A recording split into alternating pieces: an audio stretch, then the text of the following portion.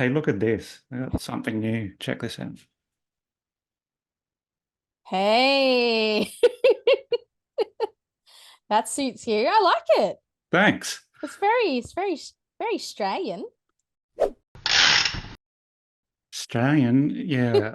It was a belated birthday It's present lovely. from Anita. Always wanted a Oh, decent hat.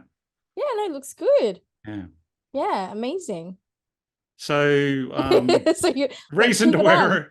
wear no, I'll take it off in a moment. But this is the fourth episode, which is hat worthy. Oh, yes, I did see you tag me in that. What was the stat again, Tim? Yeah, I've written it down in my notebook. So I think it was a survey of 2 million podcasts. Right. 90% of podcasts don't publish more than 3 episodes. What number episode is this, Kat? We made it. So we're in the 10% club. Amazing. So you need to get a hat as well. Oh, my head's really big. I actually have issues with hats. Okay. All right. Also, because I've got big hair, I have to wear my hair a very specific way. Otherwise, like it's just, well, cats are just, it's a Yeah, well, challenge, Tim. Big head thanks. challenge. Thanks Big, for I big know. brain, big head, big Well, hat challenges. thank you for bringing the big hair energy to our fourth episode. All right. Well, I have a memory of setting down a challenge for you, Tim, at Hmm. our last podcast. And I obviously have my own reporting back because the last 2 weeks have been also quite eventful. How have you gone with changing, I guess, your morning ritual? And how's the consistency been and what have you learned from it? I This is a good question. Mm. So my morning ritual used to be doom scrolling on the phone, reading all the awful, awful news stories. And last time we spoke, we watched a video, Dr. Joe Pez dispenser. Dr. Joe Dispenza, where the best time to change your habit is either first thing in the morning or in the Mm. evening, because that's when you're most malleable, Hmm. or it's going to be more effective changing the habit then. And so, yes, I stopped doom scrolling and I feel much better, like 150%. Full disclosure, one relapse, and that was this morning. Ooh. Um, but then I actually caught myself doing it. I was like, no, don't do it. And I put an end to it. Yeah, well, good for you. Well, it's all about anything that you do, whether it's changing a habit, it's really just about consistency. So I would say for myself, I didn't do doom scrolling, but uh, essentially I would reach for the phone, either turn the alarm off or I would just call it mindless scrolling, really. Just checking notifications is more my thing. Like, oh, Facebook notifications, or what email did I get? And I have, a Gmail and the Hotmail account that I've had since I was 16 years old. So it's, and I actually I'm one of those weird people, but I actually do look through my junk box because I do Mm, keep a lot of stuff in there, but I look through because I'm like, oh, okay. And then things that I actually find worthy, I'll swap back. And I was doing a lot of this within the first 15 minutes of waking up. I would say your results in terms of consistency are much better than mine. I think I had probably in the 2 weeks, I would have given myself a 7 out of 10 because I would relapse quite a lot. And notably, it is on the weekend because you feel like, oh, it's the weekend. It's like having that cheat day, where yeah, it's you like you reward yourself with the yeah, donut.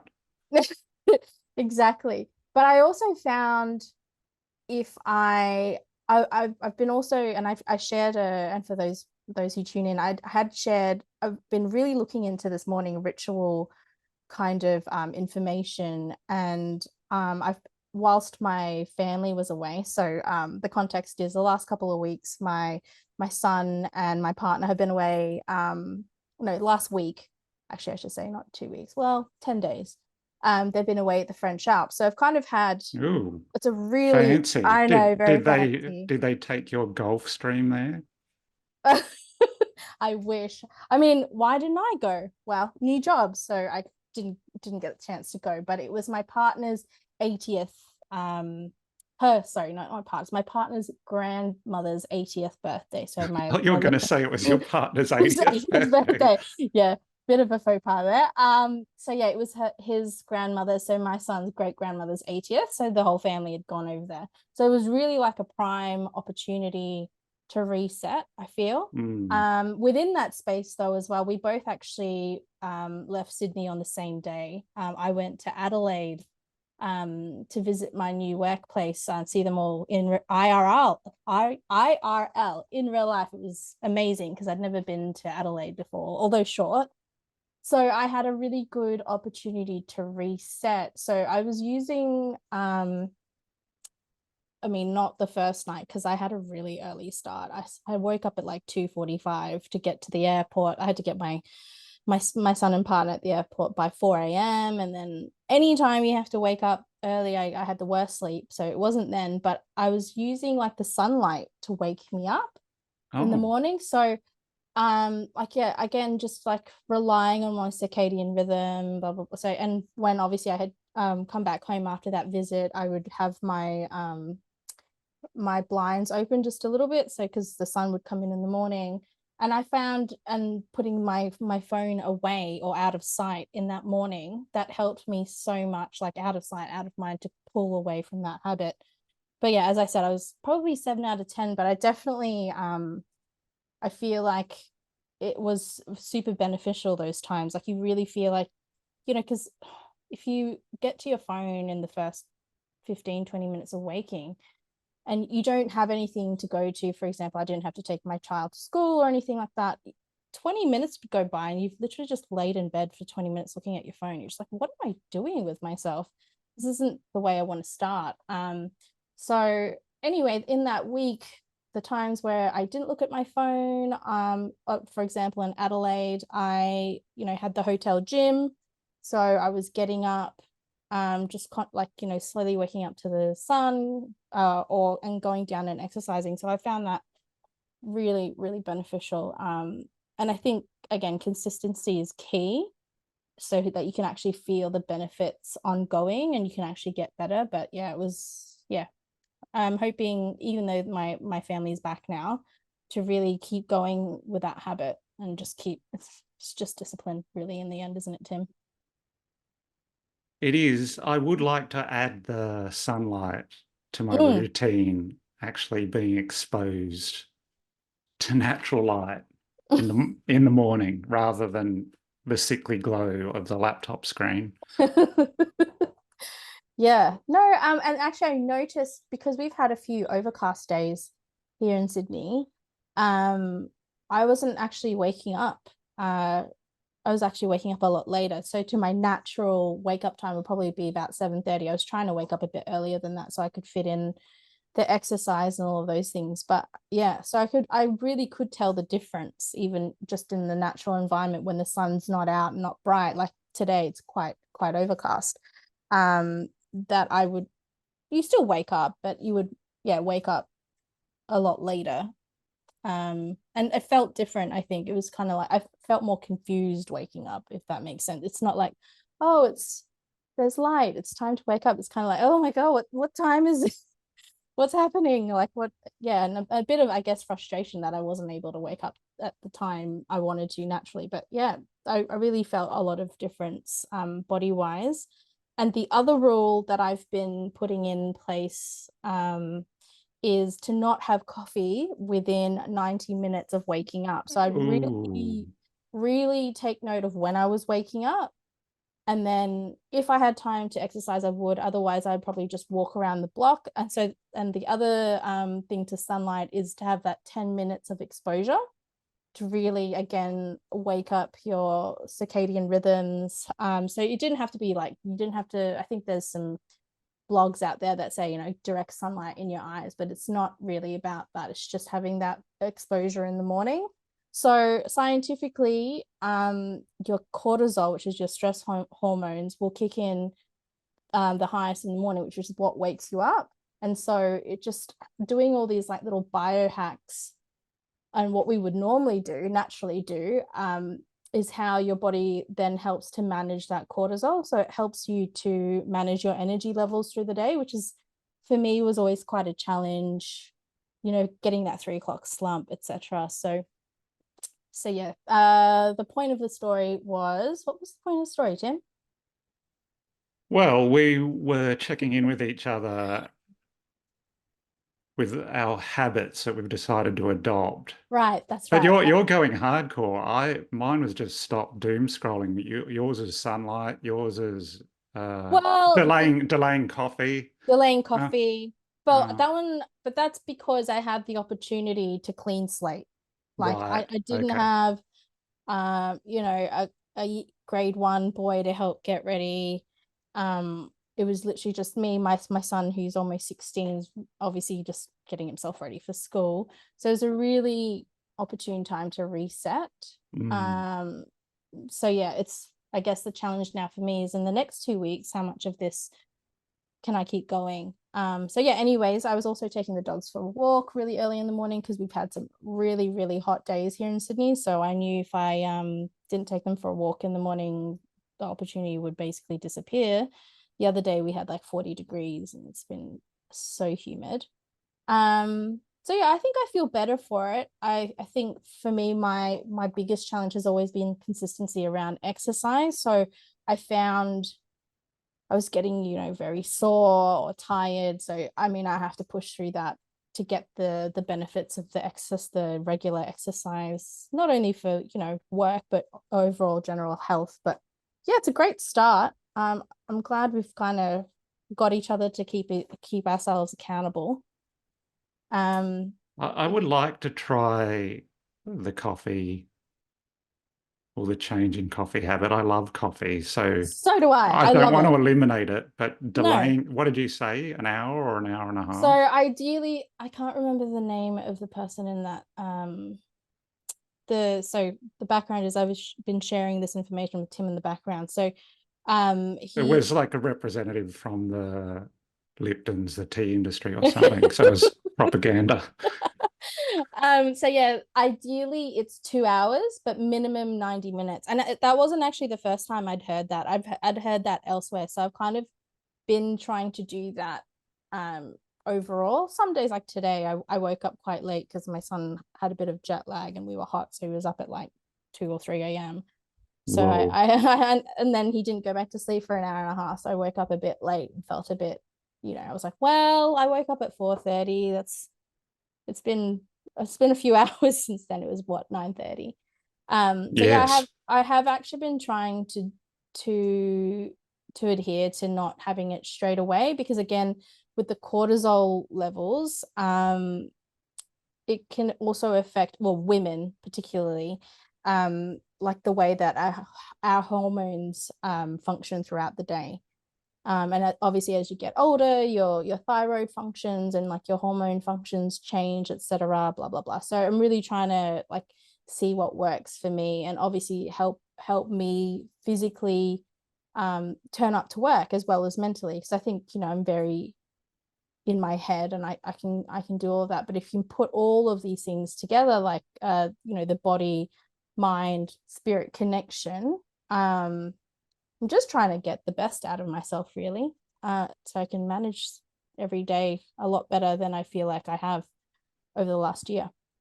So delaying coffee or caffeine intake, Mhm. is this to avoid the onset of the crash later? You're letting yourself Correct. wake up So or it'll spike. naturally. Yeah, it'll spike. So obviously, if you're having the coffee, Mm, you're keeping it spiked, which you don't want. You want it to drop like um naturally. But if mm. you're not allowing it to do that, then exactly you keep your cortisol level, the stress hormone up for longer, which means that your tendency is to crash out. I believe, like that's off the top of my head, my understanding of it. So that's why it is better to allow your body to regulate its cortisol by itself, and then you can add the caffeine for uh, that burst of energy or focus that it helps you to attain after drinking it. Yeah. So here's a hypothetical scenario Mm-hmm. because I like to overthink everything. if I woke up at 5 and then blasted out some work on the laptop, it's still dark. And then after an hour and a half of writing, if I then went outside for sunlight, have I ruined the process because I've gotten straight into computer work before being exposed to sunlight? Well, the Aha, answer that one, Kat. the blue light from the laptop and your phone actually does disrupt the Right, like okay. like that's why everyone now, not everyone, but there's a adaptive light. Like I don't know, on my Samsung there's a setting where I don't know, like nighttime you can do grayscale because the light disrupts the way your circadian rhythms essentially. So the blue lights and things from our devices do upset that. And so essentially what could happen, and again, I'm not a neuroscientist, I don't remember, but the exact mechanics, but I feel like what happens is, again, your cortisol will stay the same and it's supposed to drop so that you're not like, because cortisol is a natural, is as a hormone itself, is not the enemy. The way that your body regulates it can get out of whack because of all the different external things that are getting the reactions from it, like again the devices, blue light from all of that kind of thing, and so your body doesn't regulate it the way it should, and so you feel stressed or jittery, and so the effect around coffee, again, you keep it heightened, and then you get that big crash at 3 o'clock, and then you start looking for that sugar fix, or which I know we've all felt in the office. I mean, I certainly know whenever I was working in the office, 3 o'clock is basically when I would go for a tea or a walk with a friend, a colleague, or something. You definitely would feel that wall. So I think it's more about having that consistent level of energy throughout the day. You're not supposed to be like, you're not a computer. So you're No. no. Actually, one thing I noticed because I wasn't reaching for the phone, Mm-hmm. I almost had the urge to, well, I need to do something. I guess like a smoker, I need to hold a cigarette in my hand. And so I just cracked open a book I was reading. So it wasn't on a device. Yeah. It was paper. And that felt really good. So perhaps if I do get up early, I could use that time to read. And then when the sun comes out, go out, get that 10, 15 minutes of sunlight. Mm.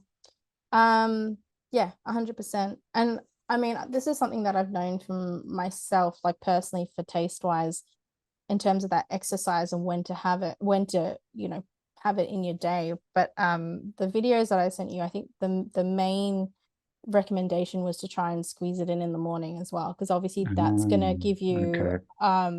the endorphins.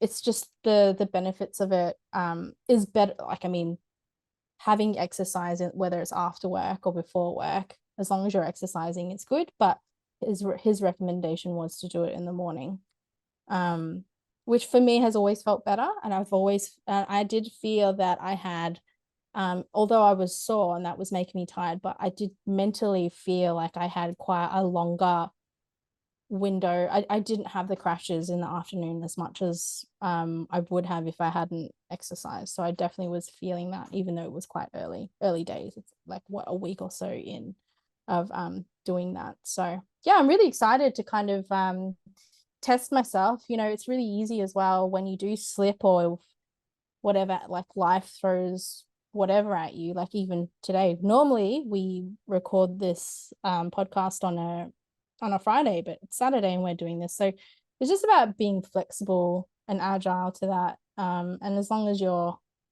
doing it most of the time, I think you don't sabotage Consistent. yourself. Mm. Yeah, because now we're in the 10% club. We've Yes. released a fourth episode. There was another stat. What was it?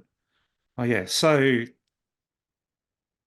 that's 1.8 million podcasts that quit after the third episode. So of the 200,000 left, Mm-hmm. get this, 90% will quit after 20 episodes. So what are we going to do when we get to episode 20? Like, what sort of celebration are we going to have? Oh, well, I think that's a good goal for the walk and talk format. Mm. I think that would be amazing. So maybe that could be our goal, to change up the Mix it up. yeah, exactly. Deliver it in a different way. Deliver the podcast in a different way. I think that would be great. And then, obviously find something that is meaningful to the celebration and do it there. That's a good goal. Yeah, Underwater. Scuba underwater. dive. Yeah. So Maybe we'll make more sense if we're just blowing bubbles. uh yeah. Yeah, you did send me a link to a video which I watched, which was all about goals and motivation. And it really blew my mind because that dude, that neuroscientist, uh, Andrew, Andrew Huberman, Yes, and that's he is a another. neuroscientist, isn't he? I think so. I don't know. He was talking about studies that show that if you do things to achieve an endpoint or to reach a goal or to receive a reward, in the long run, it actually hurts your motivation. And Mm, it's better to rewire yourself to actually enjoy the process because you'll get further in whatever it is that you want to do if you begin to, even if it's a struggle, enjoy the actual doing of the thing rather than doing it just to, receive whatever it is, a reward. Anyway, that had a profound effect on me because that's a very different way of thinking. Enjoying the process rather than doing mm. something solely for the reward. And that really challenged my thinking because I don't think our culture encourages people to view any undertaking that way. It's like, oh, do this so you get that. Yeah. No, absolutely. And it's funny that you say it's our culture. I think it's a very westernized point of view when it comes to goal setting and achieving. So I definitely think, yeah, I agree with that. And it kind of it all we've heard it all before. We've seen, the stories of the uber successful XYZ person who achieved this and that, and then, they have this inflection point where they're like, well, why aren't I happy?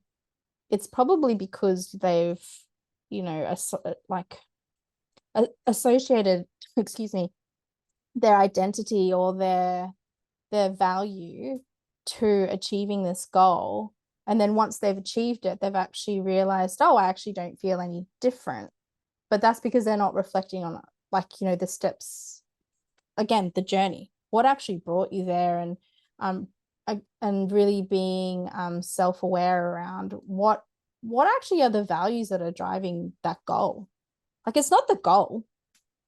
Do you know what I mean? Like, you set goals because, like, for myself, and it took me, I think last year I invested some time and some money in, because I just returned back to full-time work after taking like 2 or 3 years doing freelance work, which I really enjoyed, but obviously just in areas of marketing like social media and content marketing that I'd done for a long time. So I actually, not that it was easy, but it felt comfortable. And then since coming back, I was kind of realizing I was going into these roles. The teams were great, the opportunity was great, but I just wasn't very clear on what it was I wanted out of my career anymore. And so anyway, I invested some time and resource towards getting I guess like a career coach. And what I really found out for myself was like a few of the values that, you know, what really drive me in what I'm looking for in my life. And so that really helps. So I think, you can really, when you're really focused on that goal, you can really lose yourself to that goal because you're not actually really aware of what's driving you to achieve that. Like, I mean, yeah. So yeah, it makes total sense Yeah, he to me. used the example of a study, I think it was a Mm-hmm. Stanford study of preschoolers who enjoyed drawing. Yeah. And they took a group of them and then offered them rewards whenever they drew something. A reward for a preschooler is a gold star or something like that. And over time, this study uncovered that the preschoolers who previously had a disposition to just losing themselves in the process and drawing, they were less likely to draw or want to draw once a reward was involved. It lowered their Mm, motivation over time, which is interesting. mm. I think any study with children is so interesting, like especially at that young age. I think they're a real representation of like our a really, I don't know, not our true selves, but very uninhibited phase. And obviously they're learning so fast and so quickly. It shows you and they're so unjaded, obviously, because being so young. I just think those studies are so fascinating, because I feel like the systems, and this is probably a whole nother conversation, the systems that we have in place. And it's funny that you talk about these or award systems, like they still exist in like the normal schooling system. Like if you look at most public schools, I know even for myself with my little one, they have these little things that they're like these little monsters, and they would get like JoJo's as rewards, and you get points. It's a very common way. That's just how we get people to do things, the horse and carrot kind of vibe. But I think you know we need to get away from that, and I think we know that innately. um but it's a whole system thing that needs to change. That point of view needs to change. Yeah, isn't it crazy that we need to use words like discipline and self-control in connection with doing things for ourselves that will improve our life over the long run? You're talking about sunlight exposure, you're talking about withholding caffeine intake. I'm talking about avoiding the device in the morning, particularly feeding my mind with the news, Mm. which is always bad. And so we adopt this heroic persona, like I'm really going to make this happen. But these are things that are just going to make us better people. And it's just interesting that our language for describing all these things is this is Yeah. going to be unpleasant to make yourself better. Absolutely, it's like dieting.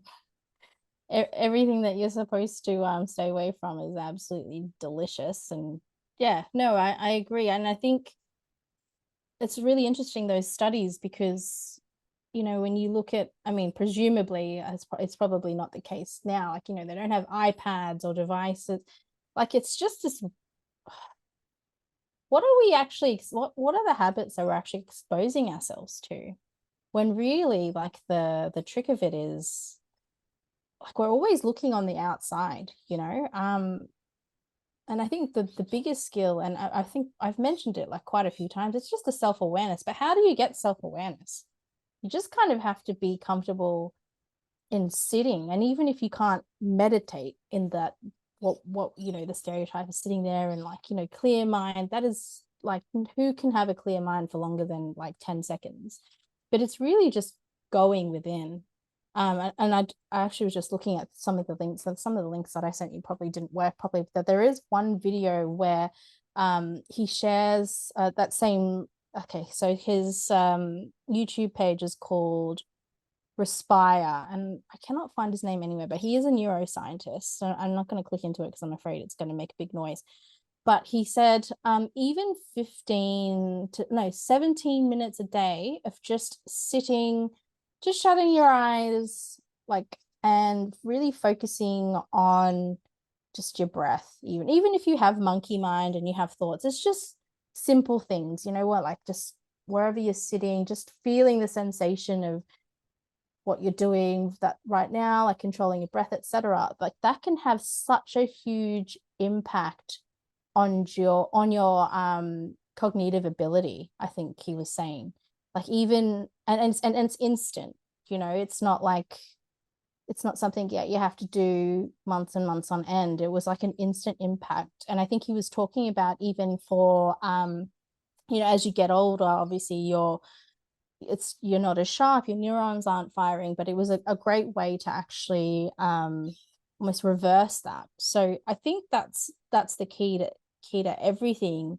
Even when you're looking at goals, like what's driving you to achieve that goal, it's really just what's the self-awareness around what is it that you're actually trying to achieve. Like what's that goal, what value is that goal touching on?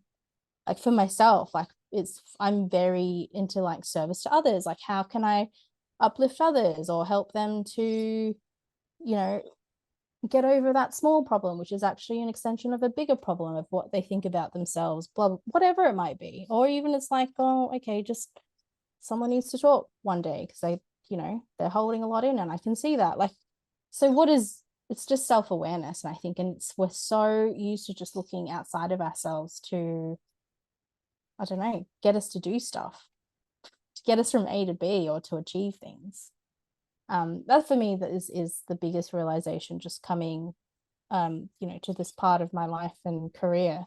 No one's sitting there, when you're at school, like, oh, what do you want to do? It's like you get asked that all the time, and you don't know the answer. No one's asking you that really later, but you still have to ask yourself that, because otherwise you just end up in this holding pattern, because you have a family, you need to work, obviously you need to have an income and all of that. So yeah, And so, self-awareness. so if we're always connected or always on, or there's Mm, messages always coming through, or we're always checking notifications, yeah. um, you're not going to have that 15 minutes, are you, of just sitting? And how hard is it when you're so Mm. used to the dopamine hit of like checking that notification? Like it becomes not, it all becomes physiological as well. So in the same way that the people who do exercise regularly then can't exist without exercising regularly because their body's so used to the positive benefits, we're getting the same kind of, not as beneficial, but it's the same kind of thing from our devices, which is um creating a barrier to Mm. I think our potential as people. Yeah, I've always felt, and I remind myself of this constantly, that I do my best work when I step away from the screen. I mean, I obviously have to Yes. return to the screen to complete the work or write whatever it is, but Mm. all the ideas seem to be coming from outside that screen. But if I'm always looking at the phone or I'm always looking at the laptop screen, they won't show up. There's just something very interesting to me about that. Yeah, like the shower thoughts, Yes. oh, they're the best. And when you're just walking, when you have that, when you need to step away, you go and have that walk when it's not a billion degrees outside and humid AF. It does come to you because you're allowing your brain to actually process rather than being bombarded by messages. And so that's the simple thing of it. Like your conscious and subconscious, like all of these things are happening, you're actually not giving yourself the space and time to just let it all integrate. Yes, and I have this fear that if I'm always reading something, I'm always scrolling through, what other people say, because there's plenty of interesting people out there saying very interesting things. A hundred I percent. I have this great fear that my ideas uh, will be unable to surface. What I'm trying to say is, like, everything I say or try to communicate is just simply regurgitating the thoughts and ideas of others.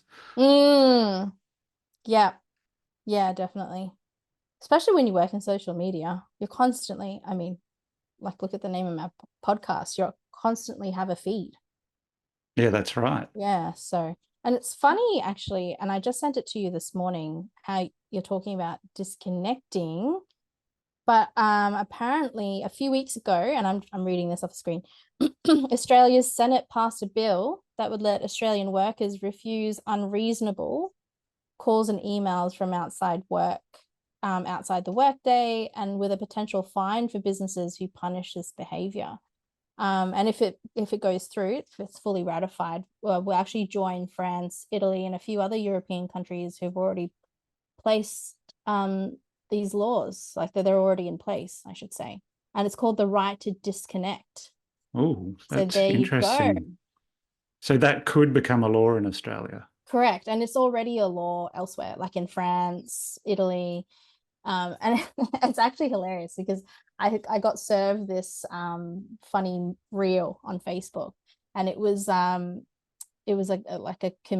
funny comedic thing of like comparing European workers to American workers. And the American worker was saying, "Oh yeah, I'll be the first one in, last one to leave." Oh, it was introducing the American worker to the European teammates, and then the manager was like, "Yeah, that sounds like a hostage situation." And then the opposite of that was the European worker being introduced to their new American team, and they were sharing. The European worker was sharing that their goal was quality of life. So there's just this whole mentality around work, and again, you can start bringing in the whole generational differences or divides about that. And then so I think that's just a really interesting tangent to what you're talking about there. Yeah, so last episode, I think I quoted the 37 Signals guy, Oh, this is David. from 37 Signals as well, by the way. Their newsletter, LinkedIn Okay. newsletter. David Heinemeier Hansen, because Yeah. I watched an interview with him and he stated in the clearest of terms that he felt that 40 hours is more than sufficient Mm. to achieve all your important work. And if it wasn't, like, you're not doing something right. Mm.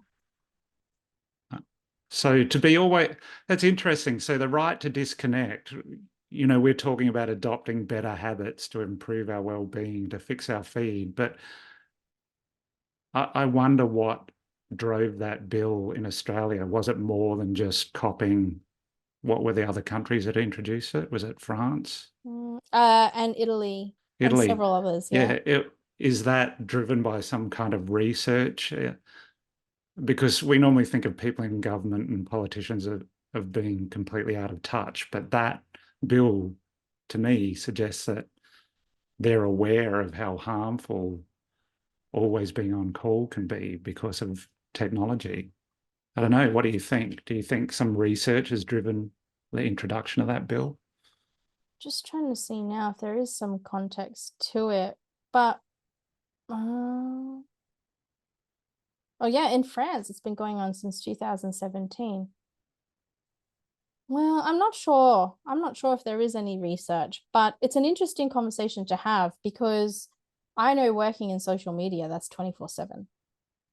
So the expectation there would be obviously different to, let's say, someone who's doing something that can't be done work from home, as an example. Whether it's a tradie or someone who's working in skilled labor. I mean, that's a different conversation to have because they're getting paid overtime if they are working extensive hours. But for knowledge workers like ourselves, I think that's going to be a harder conversation or a harder, and having that coverage, like that proper 24/7 coverage, like who's going to be responsible for that? From an agency perspective as well, when it comes to resourcing, like, okay, we need to have basically shifts or shift workers to cover those after hours, essentially. So They yeah. could just give it to Chat GPT. Well, there are chatbots, correct. So it's really interesting, actually. Yeah, I wonder if that's made some employers nervous, seeing that could possibly be Absolutely. a law. Yeah, I wonder what the fine is for sending a WhatsApp message to someone on Saturday. Like, Yeah, hey, I don't cat, know. cat, where is that spreadsheet? Oops, $5,000. Or, what if you're working, I mean, even you're only doing 80% of full-time equivalent hours, and yet you're only contracted for 4 days, and yet you're still doing work on the fifth day. I mean, not by choice, but not by choice, but Yeah, the feel forced to. the 4 day work week. We we all crammed 6 days of work into Into 4 day. 4. I know. Congratulations, you've gotten everything you wanted. Wow, it's just it's an interesting can of worms. And in saying that, I'm looking at that article here. It's in the New York Times. There was some commentary from the chief executive of the Business Council of Australia, obviously saying, it's not, yeah, obviously concerned about the impact of that on businesses. But yeah, I don't know. I've all of that. What was it called? Like work hard, play hard. I don't know.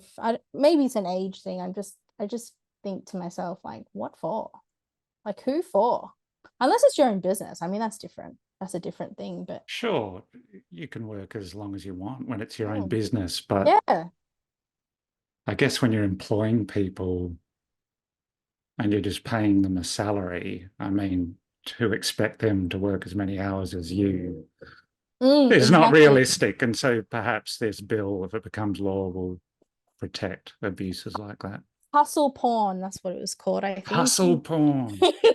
Maybe it wasn't porn, but it was something like that. It was, yeah, oh yeah, I just work like 12 hours a day. I just Wealth porn, hustle porn. oh, it's just all Oops, propaganda. censored, hat porn. Sorry about that. We'll have to give an explicit rating on this podcast.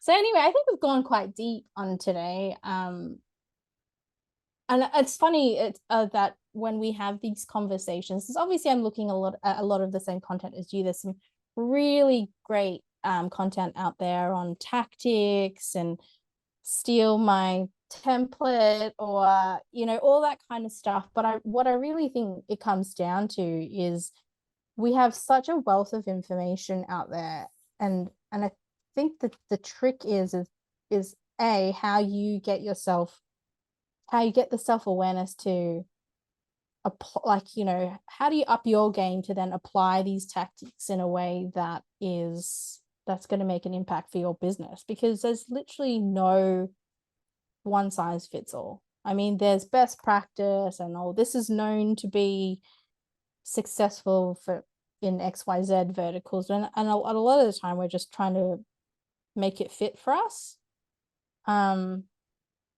So yeah, I think in terms of like how the reason why I talk a lot about biohacking and things like that, it's just I feel like a lot of the change comes so individually, and for me I've seen the benefit of that, because otherwise you just drown in all of the work and all of the tactics and all the things you can try to do to to achieve that KPI that you've got for your role in the business, and it can just get very confusing, and also not confusing but also consuming, all consuming.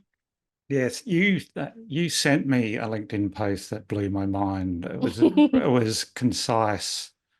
I'm just going to read it. Yeah, it's from Jess Smith.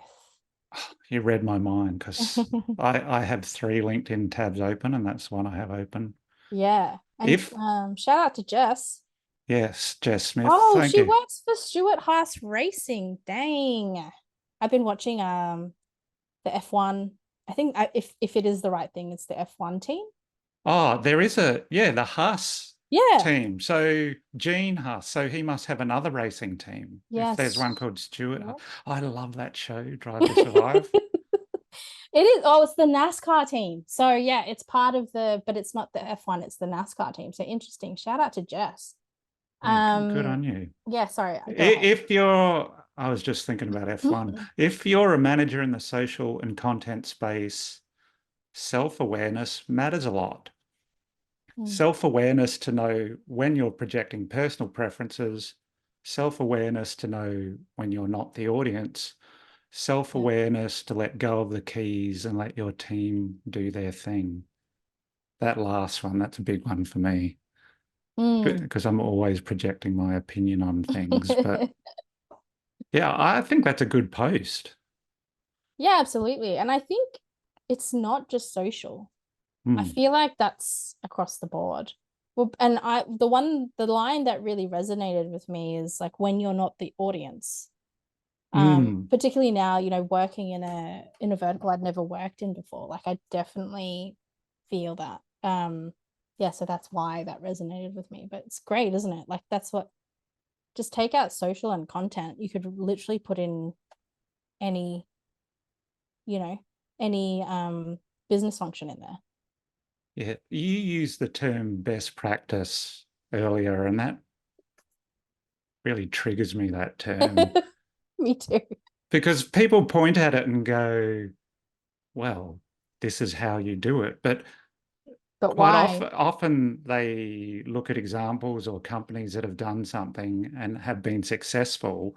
Therefore, what they do becomes best practice. But how much of Mm, that is survivorship bias? Because, not all companies, not all brands make it. And then the mm, ones that last, well, everything they do is right. So we have to copy them. But some of that story is, well, they survived. mm. Yeah, no, I like that.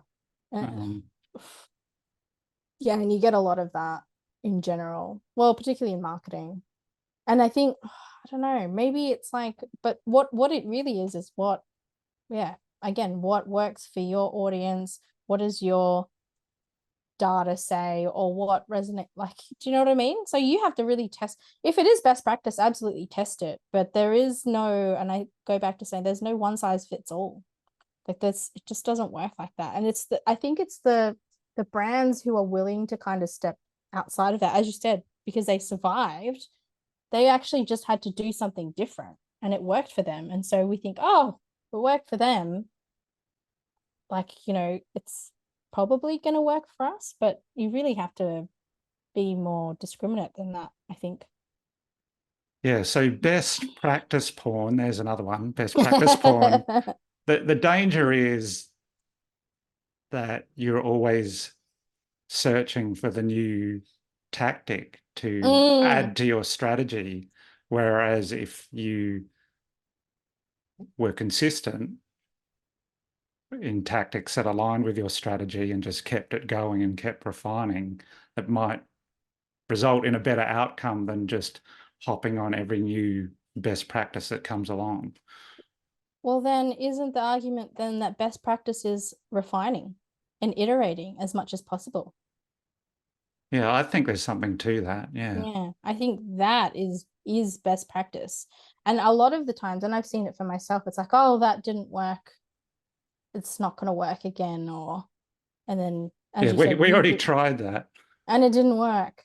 I was like, okay, well, like, did you refine it? Did you tweak it? Or was it just that one time? And even David Gerhardt, who I follow, who runs the Exit 5 community, like that was one of his tips the other day. It's like the core message is the same, but he was just sharing on, don't throw it away. Like you really just, if you post something and you get crickets, then you have to think of something new every time, which is, Which is exhausting, coming up with a brand new thought every single post. yeah. Yeah, exactly. And with the way the feed works, like, and as we discussed before, it's about the value is remembering. So how do people remember? It's like repetition. Yeah, wasn't there another post? There was a video I think you sent me where the fellow speaking to camera, how do you refer to it? That people tend to forget information almost as straight after they hear it. Yeah. I'm probably butchering it. No, and I've again working in the health space, I think I've seen a stat saying that people can only recall 25% of what you say to, like, for example, if a doctor says, they give you leaflets, but they do say, you need to do XYZ. On a good day, they can only recall 25% of that. Right. So Yeah, that comes back to repetition. If exactly. someone has almost forgotten everything I you've mean, said almost immediately, you need to remind them. yeah, the education piece. And even for me, I've watched all those videos from the neuroscientist. I can't remember his name. I remember his channel, Reprise on YouTube. Check it out. Dr. Nick. No. Hang on, I'm Oh, gonna have Dr. to Nick was the dodgy doctor on The Simpsons. No. check. Andrew. Hi, everybody. Dr. Nick. Andrew, you're right. It was Andrew Huberman. Andrew D. Huberman. Yes, that's him. Yeah, I remember I was avoiding his videos because he was famous for a really lengthy video where he presented all the downsides to alcohol. And it's like, if I watch that, I'm going to have to change my life. So I will get to that one, but that's Just going to not be yet. it's going to be an ugly experience. It has absolutely no benefit whatsoever to you. It's not doing you any favors, and it like goes for 2 hours, 2.5 hours. I know. It'll I've feel seen like a struggle session if I watch that. I have seen outside of from him actually the same sentiment. There's literally nothing beneficial. Even like the red wine thing supposedly Yeah, is it's bogus. just a bunch of BS, isn't it? But it's enjoyable, see? It is enjoyable. But Well, yeah, it is interesting that side of the internet, particularly YouTube, just how much health information there is now. Like really interesting health information, talking about things like dopamine and hormones and everything and the effect of sunlight exposure. I mean, there's a lot of great stuff. I imagine if you spent a day watching all those videos and then you went in for a checkup with your GP. I wonder if their knowledge would match your knowledge of certain things. Because there's that trope of, oh, don't do your own research, don't look up things to do with health on we the could internet. But literally, there are scientists and doctors on the internet, sharing science. I think we could have like a whole another hour long podcast on this and on the history of Medicine, well, and knowledge control. knowledge control. I Maybe that's mean, a good one for episode 5. episode 20. No, I'm kidding. Episode 20. Yeah, definitely. Because I mean, okay, I'm just gonna touch on it just for like 10 seconds. But back in the day, the only people who could read and write is basically churches. Right. The So priesthood. exactly. And so, anyways, it's a whole So thing. it was the printing press that really screwed that up, wasn't it? Well, it was a lot of things. Yeah. It was a lot of things, like people wondering why, and the whole educate. Anyway, it's a whole thing. We could talk a whole hour on it. But yeah, it's a really interesting point. I think we have spoken for an hour. We have.